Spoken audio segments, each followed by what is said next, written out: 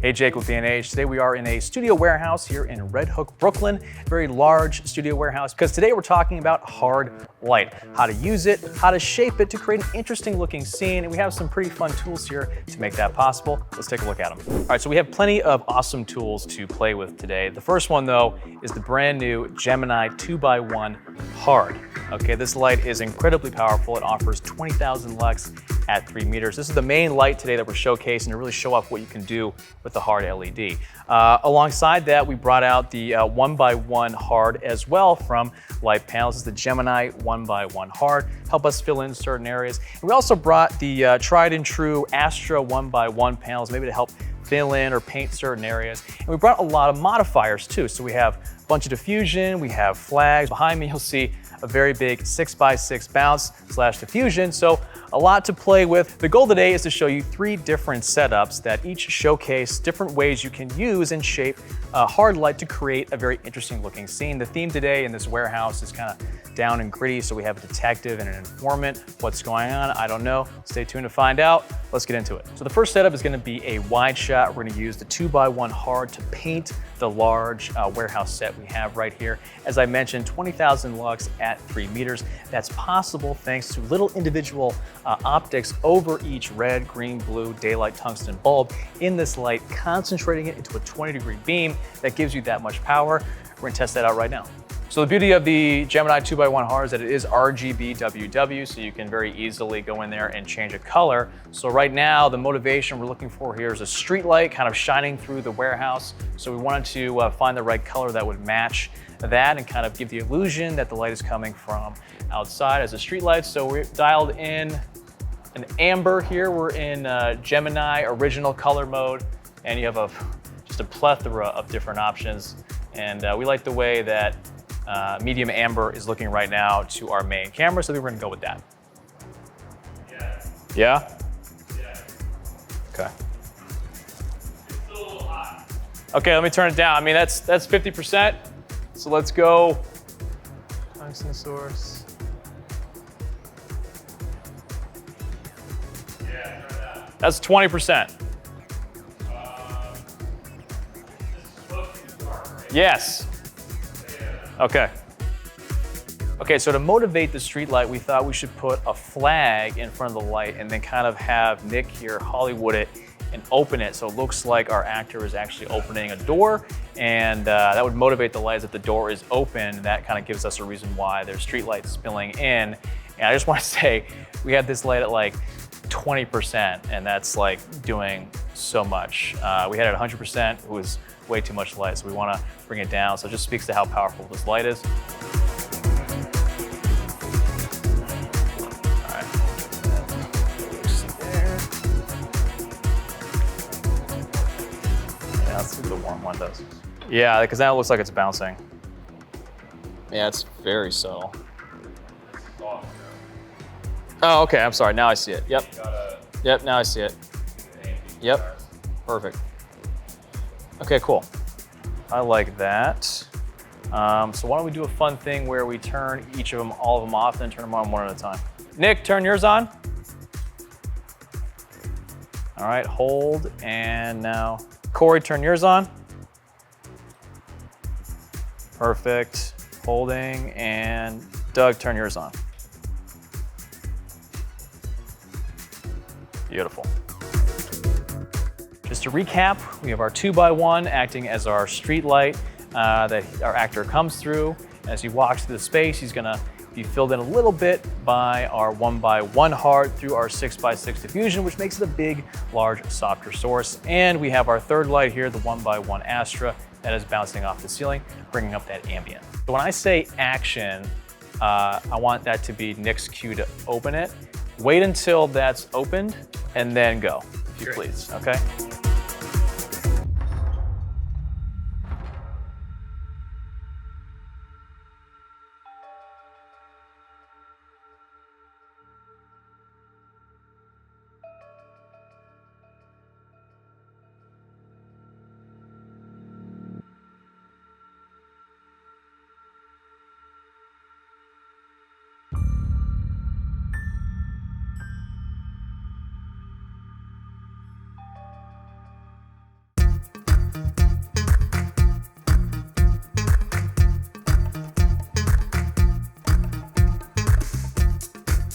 We're now using the 2x1. Our goal here is to use it kind of as a practical light to create a silhouette behind our talent here, Bailey. And I've put on the diffusion to soften up the light a little bit, as well as also make it a wider beam angle, not as concentrated. And now we're gonna put on the barn doors. The barn doors are great for controlling the shape of the light and making sure it doesn't hit certain areas that you don't want it to, because right now we're getting a lot of spill. So these barn doors help to control the direction and the shape of the light.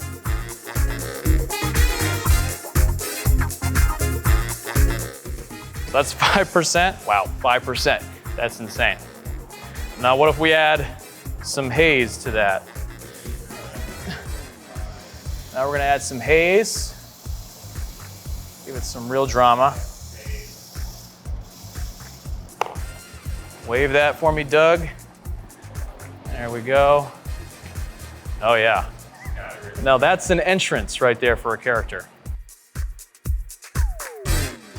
By the way, we did switch lenses. We now have the 24-105 on the C70, and we're at a 70 millimeter right now. That helps compress the space and hide all the background around it and just focus on the light that's coming from above, giving her this beautiful rim silhouette effect. The beauty of a powerful LED. And those barn doors are actually helping shape the light so it's not hitting too much of the space as well.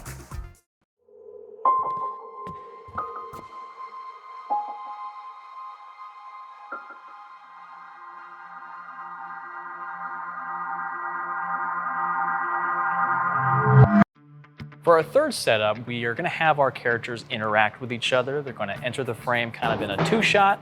And right now we're trying to think of what would be the cool motivating factor for our light, and we thought moonlight would be kind of fun. So right now we're setting up our 2x1 over deep into the warehouse and sort of motivate our moonlight. And then we're kind of use the moonlight key to motivate all the bounce, to fill the ambient, and to get a light on our two talents.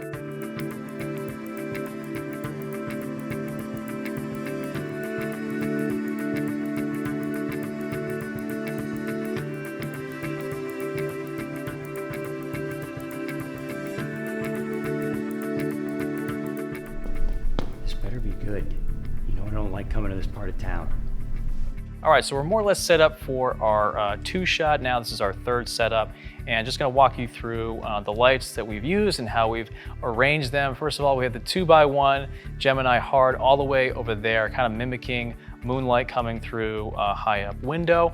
And we have the ultralight diffusion on there to soften it up. Also the barn doors to help control the direction and the shape of the light. We also have a flag on a C-stand also blocking some light from hitting the background because I didn't want to hit the white background. I want to keep it sort of dark and moody.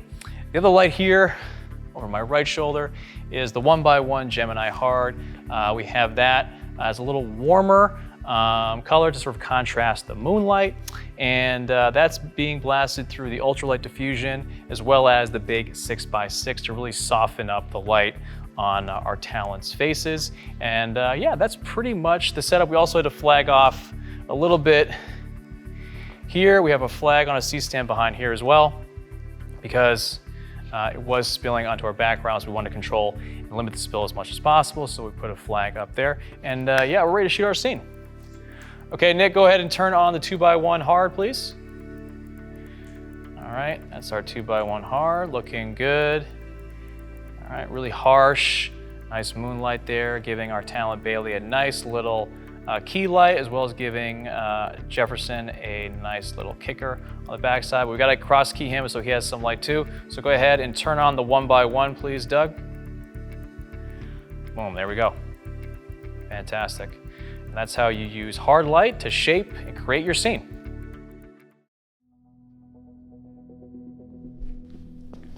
This better be good. You know I don't like coming to this part of town. Trust me. You've been waiting for this information for years. How do I know this information's good? I'm the closest one to him. What do you want out of this? I want out. I want safety. I want peace. Where's it gonna happen? Tomorrow night, 10 p.m. Navy Yards. I'll do what I can. I need guarantees. Okay.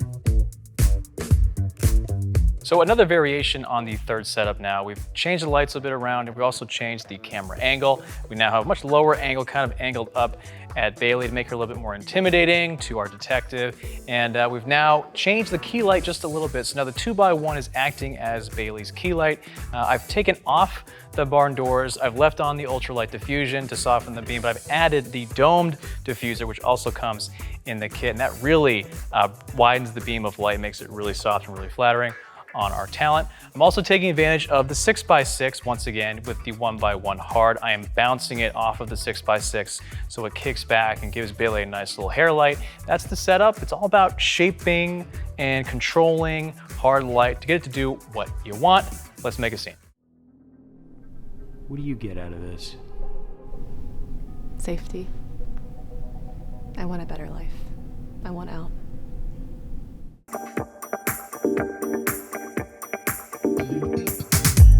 So the next variation, we're gonna shoot a close-up of our detective, and I swapped out the light. So I had the 2x1 now hitting the 6x6 bounce. That's gonna be our key on our talent. And then I moved the 1x1 hard to the back. That's gonna be mimicking our moonlight. But I wanted to show the dome here first. So this is the effect of the dome. It's a very soft light. And Jefferson, you're gonna look right here. Yeah, it's a very soft light. Gives a nice, flattering, soft shadows across the face. Doing a good job of wrapping around there. You can see a little bit on his cheek there as he kind of turns. Give me a little profile, like, yeah, there we go, even better. The more diffusion, the bigger the source becomes, the wider the beam, so you gotta control that spill, and we do that right now using a flag. So I'm flagging off any kind of spill on the background because I want the background to be dark and grimy. So once again, taking advantage of a soft diffusion on our nice big powerful light. I don't even think we're at 3.2%, 3.2%. That's just amazing, the output on this thing. Next, I'm gonna show you the bounce. I'm going to make this a bounce.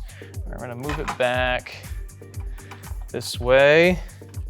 Of course, we lose all kinds of output on our talent's face, so we gotta bump up the intensity. Now we're gonna dial it up until we find something that we like. And I am at 10%, let's go a little hotter. Try to match the dome. That's about 15%. That feels pretty close to me. It's about 16.3%. And we'll take a look now at our monitor. So what you'll notice right away is how much softer the shadow. So now the nose shadow was much less defined. You've actually kind of lost it pretty much altogether. And on the opposite cheek, he has just a little bit of a highlight coming through. And so what this is doing is making it a much larger source of light, just making it much softer, much more flattering. If you're looking for that look, if you want the harder, harsher shadows, then you would potentially just use the dome or maybe even lose the dome, just use the ultralight diffusion. It's all about modification. Modification affects the mood. It should reflect how the character's feeling. That's narrative filmmaking 101, right? So yeah, let's go ahead and shoot a take of this. How do I know that this information is solid? I'm the closest one to him. What do you get out of this? Well, that's gonna do it for today's video. Hope you learned a little something about how to modify and shape hard LED light. And the industry is really trending towards hard LED light because it's much easier to shape and modify hard light and make it soft than try to make a soft LED light hard. So most industry professionals prefer a hard LED light. You just gotta know how to modify and shape it to fit your scene. I hope you learned a little bit about how to shape and modify a hard LED light through today's video. If you have any ideas or questions about other lighting setups, things you wanna see in the future, let us know in the comments below. I'm Jake with B&H, just keep rolling.